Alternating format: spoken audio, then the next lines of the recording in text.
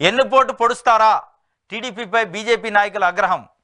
ఇది ఇక ఎన్నుపోటు పొడుస్తారా అంటే పొడిచే వ్యక్తితో పెట్టుకున్నాక ఎన్నుపోటు పొడవకపోతే ఏం పొడతారు ఇక అనేది అలా చర్చ.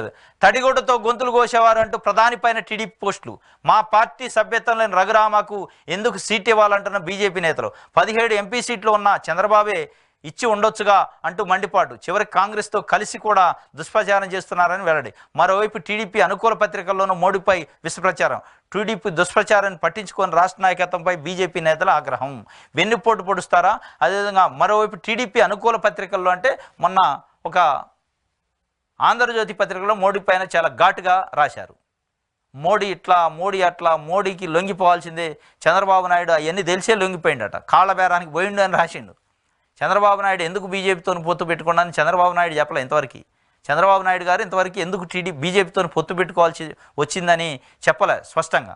ఏదైనా అడిగితే ఏం చెప్తాను, ప్రజల కోసం రాష్ట్రం కోసం అంటుంది కదా, డెప్త్కి పోవాలి. ఈయన చెప్పిండు ఏబిఎన్ రాధాకృష్ణ గారు ఏదో తొలి పలుక ఏదో పలుకు రాత్రు కదా, దాంట్లో చెప్పిండు వీకెండ్ కామెంట్. దేంట్లో మొత్తానికి చంద్రబాబు నాయుడు గారికి అన్నీ తెలుసు, బీజేపీ మంచిది కాదని తెలుసు, మోడీ మోనార్క్ అని తెలుసు.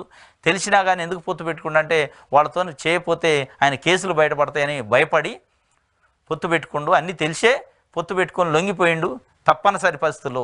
మరి మిగతా పార్టీలు అంటే వేరే వాళ్ళు పెట్టుకుంటే అది అక్రమమా? అంటే మీరు చేస్తేనే సంసారం, వేరే వాళ్ళు చేస్తే వ్యభిచారం. ఈయన చెప్పిండు, ఎక్స్ప్లెయిన్ చేసిండు, మొత్తం 2 పేజీలు ఏమో రాసిండు ఏబిఎన్ రాధాకృష్ణ. అదే ఇప్పుడు విషప్రచారం. తెలుగుదేశం పార్టీకి సంబంధించిన పత్రిక మోడీ పైన విషప్రచారం చేస్తుంది. రఘురామకృష్ణరాజు వైసీపీ సిట్టింగ్ ఎంపీ నరసాపురం నుంచి వైసీపీలో గెలిచిన దగ్గర నుంచి తెలుగుదేశం పార్టీ కొమ్ము కాస్తూ తెలుగుదేశం పార్టీ చెప్పిన మాటలన్నీ ప్రెస్ మీట్లు పెడుతూ రకరకాల విమర్శలు జగన్మోహన్ రెడ్డి పైన చేసిండు.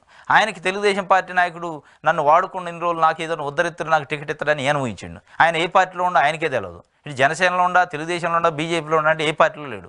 నేను ఈ రాష్ట్రం కోసం ఢిల్లీలో ఉండి ప్రెస్ మీట్లు పెట్టిన కాబట్టి నాకు ఏదో ఒక పార్టీ ఇవ్వాలి, నాకు అదే అర్హత అనుకుంటున్నాను. తెలుగుదేశం పార్టీ కానీ తెలుగుదేశం మీడియా నిన్ను ఎందుకు హైలైట్ చేసింది అంటే జగన్మోహన్ రెడ్డిని తిడుతున్నావు కాబట్టి.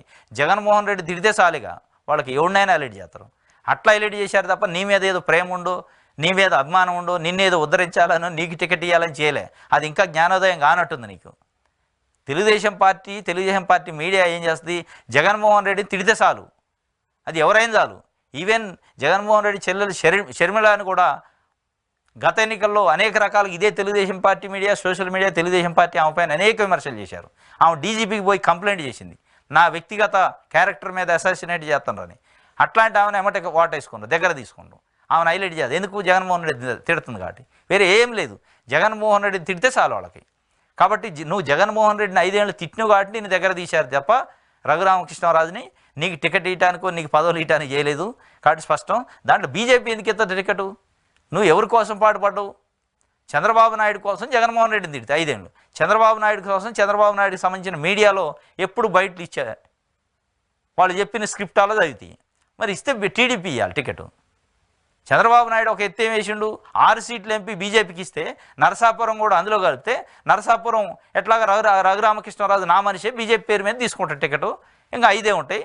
5లో సీఎం రమేష్ ఒకడు ఉండు, ఆయన మనిషే, ఇంకా 4 ఉంటాయి. ఇట్లా ఎత్తేసిండు ఆయన. 6 ఇచ్చినట్టు ఇచ్చి అందులో ఒక 2, 3, 4 ఈయన మనుషులను పెట్టుకుంటే గెలిచాక ఆడిపోతారు, నా మనుషులేగా అన్నట్టుగా ఎత్తేసిండు. దాన్ని బెడిసి కొట్టింది. కొడితే చెంప బయలేటట్టు కొట్టింది బీజేపీ. నరసాపురంలో వేరే వాళ్ళకి కేటాయించింది. ఇప్పుడు ఆయన నోరు మోగబోయింది. నరసాపురం ఏదైతే ఆశించిండో రఘురామకృష్ణరాజు